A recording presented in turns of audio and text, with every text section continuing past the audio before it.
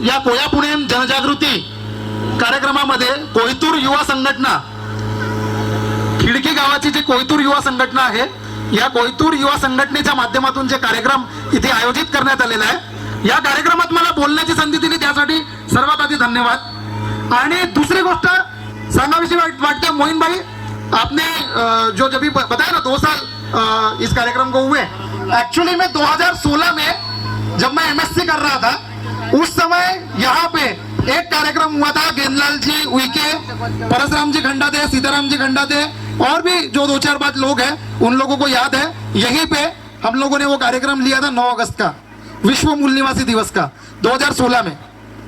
बहुत कम लोगों को पता है क्योंकि तब इतना ज्यादा अवेयरनेस नहीं था, ये बच्चे सारे छोटे थे। अभी 2016 की बात बता रहा हूँ, मतलब 10 साल पहले की बात बता रहा हूँ। तो 10 साल पहले ये अगर अभी 20 साल के होंगे तो तब 10 साल के रहे होंगे, तो इनको उतना उस समय में समझ नहीं थी। लेकिन एक चीज है, बहुत अच्छा लगता है कि वो जो बीज हम लोगों ने उस समय में बोया होगा वो धीरे धीरे पेड़ बनते जा रहा है। तो बिल्कुल तालियां आप लोगों के लिए होनी ही चाहिए। अभी बहुत मुख्य विषय पर आऊंगा क्योंकि सब लोग, मुझे पता है कि किस लिए हम लोग कार्यक्रमों का जो प्राथमिकता है वो बदलते जा रहा है और हम लोग यहाँ पर जो बात का सांस्कृतिक कार्यक्रम है वो देखने के लिए है, इसलिए मैं ज्यादा टाइम नहीं लूंगा, direct cut to cut time मैं पॉइंट पर आऊंगा। और पॉइंट ये है कि मैं रोहित ने जिन विषयों को छेड़ा, अब भी मैंने रोहित को वही बात बोला कि रोहित बहुत मतलब एकदम ऐसे गंभीर टॉपिक पर बात कर रहा था तू, कि जिस पर एक्चुअली में बात होनी चाहिए।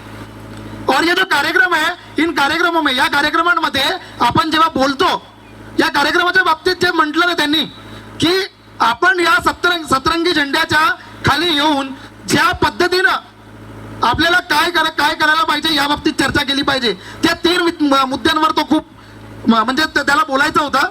त्याने कमी वेळात जेवढा बोलण्याचा प्रयत्न केला त्याच्यामध्ये ॲडिशन करतो, सांस्कृतिक, शैक्षणिक आणि सामाजिक, या 3 गोष्टींवर बोललं पाहिजे।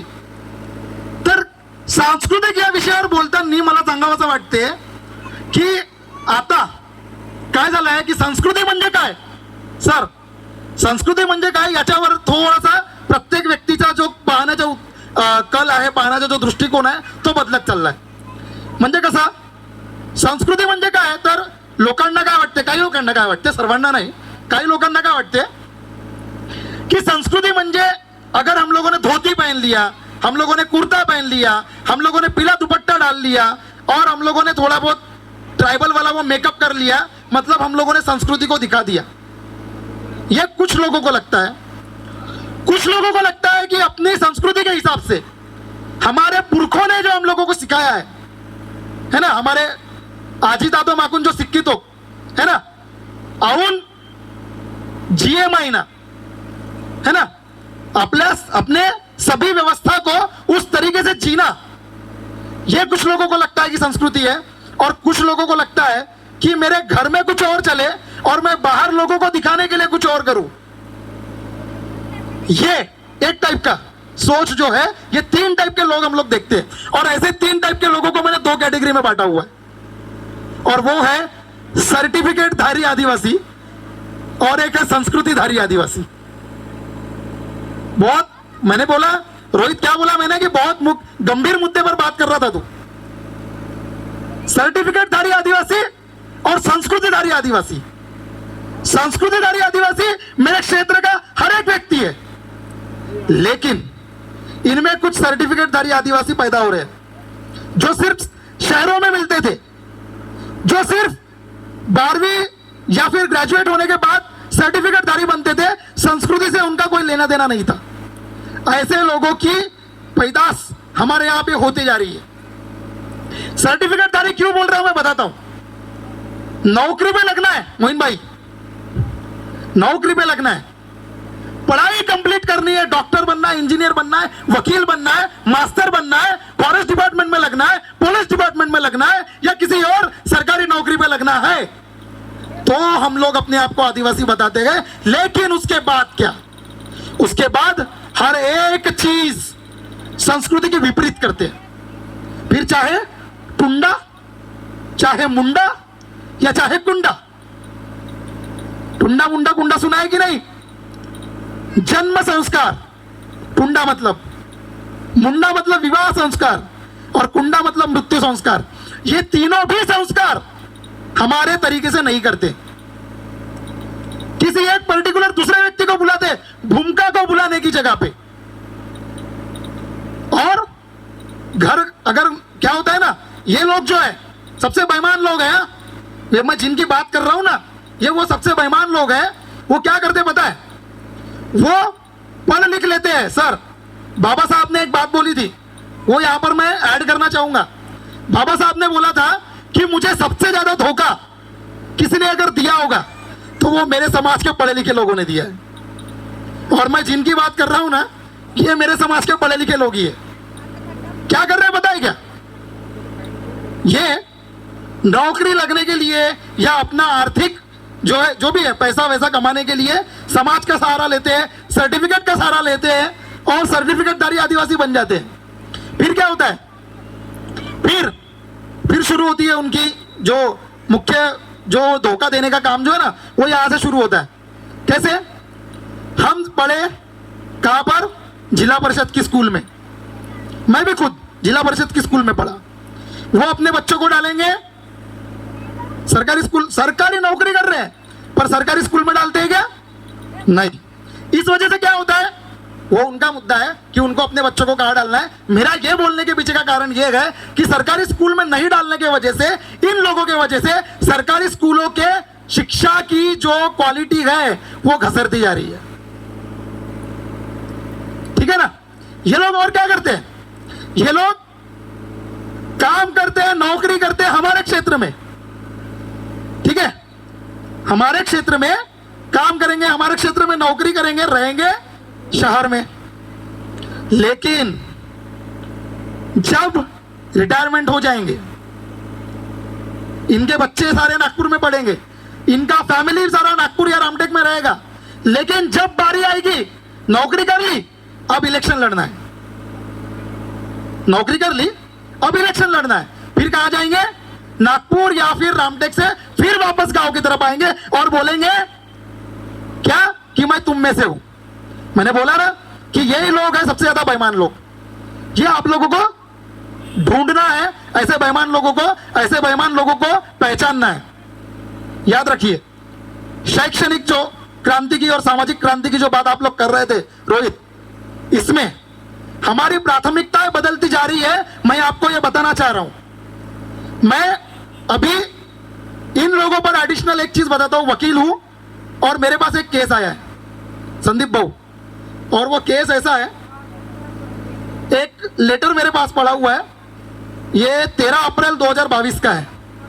और ये है, नाम नहीं बताता वो किस व्यक्ति के नाम पे है, लेकिन उसमें ये है कि वाहन चालक, इनवादे जी, वाहन चालक वन विभाग भंडारा यांचे जात पडताळणी प्रमाणपत्र अवैध ठरल्याबाबत। और इसमें सुप्रीम कोर्ट हाईकोर्ट का जजमेंट है, याचिका क्रमांक 640/09/2016 प्रकरणी माननीय उच्च न्यायालय मुंबई खंडपीठ नागपूर यांनी दिलेल्या आदेशाप्रमाणे केलेल्या कारवाईचा अहवाल उपलब्ध करून देण्याबाबत कळविले आहे। हे काय आहे सांगतो। हाईकोर्ट का जजमेंट है, एक बंदा था जिसने ट्राइबल, अपने आप को आदिवासी घोषित किया, अपने आप को आदिवासी दिखाया और वन विभाग में ड्राइवर की पोस्ट पर नौकरी करने के लिए ज्वाइन हुआ। क्या बोल रहा हूं सुन लो, ये आप लोगों के लिए बहुत गंभीर विषय है। ये आपको समझना और अपने आसपास ऐसे लोगों को ढूंढना, ये अपना काम हो गया है अभी। क्या?